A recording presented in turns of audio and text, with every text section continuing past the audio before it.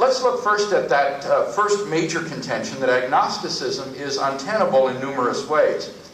Now, the first thing that we need to understand is that there are different varieties of agnosticism. There is, for example, what we might call ordinary agnosticism, which is really just a personal confession of ignorance as to whether God exists or not. On the other hand, there's what we might call ornery agnosticism, which says that you can't know whether God exists or not. Now, in my critique of agnosticism, I'm going to make basically 4 points concerning these. Number one, ornery agnosticism is philosophically untenable. Ornery agnosticism says that it's impossible to know whether God exists or not. Now, that is a very bold and sweeping claim. It needs justification. Anybody who defends that claim is making an assertion and also has to bear the burden of proof. But the problem is that no one has been able to come up with a good argument that the knowledge of God is impossible. Kant's argument, referred to by Dr. Hughes, for example, is system-dependent upon Kant's theory of knowledge, which virtually no one today adopts. And therefore, Kant's agnosticism, I think, provides no grounds for holding to this sort of ornery agnosticism. And in fact, Dr. Hughes, I don't think, would defend this dogmatic agnosticism. But that leads me then to my second point, that ordinary agnosticism is practically untenable. You see, the ordinary agnostic is in a position of doubt, and maybe even bewilderment.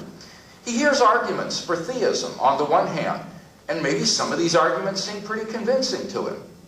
On the other hand, he hears arguments for atheism, which in his mind have exactly the same weight as the arguments for theism. The arguments pro and con must be exactly equal in their weight, so that in the agnostic's mind, the scales in which the evidence is being weighed are absolutely balanced and do not tip one way or the other. Now, my argument is that such a position, while possible theoretically, is impossible practically. Though you might go through a temporary crisis of agnosticism, sooner or later as you go through life, the scales will tip in one direction or the other in your thinking. They don't need to tip decisively, as Dr. Hughes has said. To be an atheist, you don't need to be 100% positive that God does not exist. And to be a theist, you don't need to have absolute certainty that God exists. It's just on balance that one alternative seems more probable in your thinking than the other. Let me illustrate my point. My kids have a joke about what would happen if a rooster laid an egg on the peak of the barn roof. Which way would the egg roll? Well, the kids get out of that dilemma by pointing out that roosters don't lay eggs. But things aren't so easy for the agnostic. You see, the agnostic's philosophical egg has to stay balanced precisely on the peak of the roof, lest it roll to the one side, which is atheism, or to the other side, which is theism. And it has to do this balancing act throughout an entire lifetime. But that's just impossible, practically. Sooner or later, the probabilities will lean in one direction or the other in your thinking. And you'll either believe there probably is a God, or else there probably is no God. So the debate tonight really is, in the end, between theism and atheism. And you have to decide in your thinking which one is more probably true. That leads me to my third point. Either type of agnosticism is existentially untenable. That is to say, agnosticism is personally unlivable because it leaves undecided man's deepest existential questions about the meaning and value of life. Whether God exists or not is going to have a decisive effect upon how you answer such questions personally. For if God does not exist, man and the universe are without ultimate meaning or value. On the atheistic view, the universe is the result of a cosmic accident, doomed to self-destruct in the relatively distant but finite future. And mankind is a briefly existent species of primate, lost on an infinitesimal speck of solar dust, and destined only to inevitable destruction in the heat death of the universe. In the end, it makes absolutely no difference whether man and the universe ever existed or not. They are therefore without ultimate meaning or significance. Similarly, on the atheistic view, there are no objective standards of moral value, of right and wrong. Moral values are either just the expression of personal taste, or else judgments about behavior ingrained into us by evolution or society. There are no objective, transcendent values which tell us what we ought and ought not to do. And even if there were, why do what is right when it conflicts with your own self-interest? There's no hereafter, so why not live totally for self? Acts of self-sacrifice are particularly inept on an atheistic worldview. Why should I give up my all too brief existence for the sake of someone else? Forget it. If there is no immortality, then let's just eat, drink, and be merry, for tomorrow we die.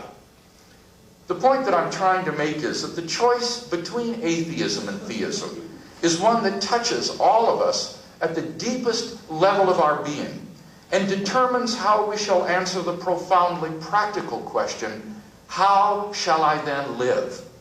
Since the agnostic either cannot or will not answer the question about God's existence, neither can he answer the practical question about how he should live. But the problem is that the practical question is existentially unavoidable. For every day we do go on living, and so implicitly answer the question, how shall I then live? Are you going to live like atheism is true, as though life has no meaning or value? Or like theism is true? Every day, by your behavior, you implicitly answer this question. Agnosticism is thus existentially untenable. It's a nice theory that cannot be lived. And finally, we come to my fourth point. Rational agnosticism is not incompatible with Christianity. Now, this may come as something of a surprise, but it's a fact that many of the greatest skeptics in history were also Christian believers. And a great many of today's most influential philosophers, such as Alvin Plantinga, William Alston, and John Hick, hold that it is rational to believe in God even without arguments. And Dr. Hughes' example of Immanuel Kant would be another illustration of this point. You see, rational agnosticism presupposes that in order for a belief to be rational, you have to have arguments in favor of that belief. But that presupposition is simply false.